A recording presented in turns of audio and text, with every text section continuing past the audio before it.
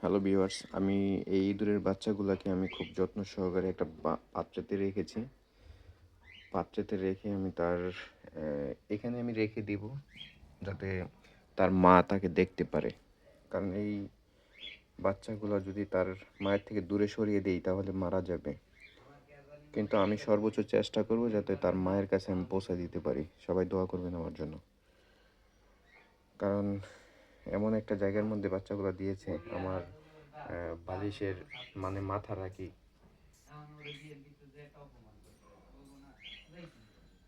মানে ডাকতেছে বাচ্চাগুলো,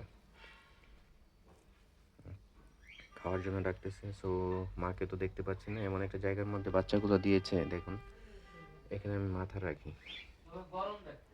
সো যাক, যে বাচ্চাগুলো এখনো সুস্থ আছে, সবাই দোয়া করবেন বাচ্চাগুলোর জন্য।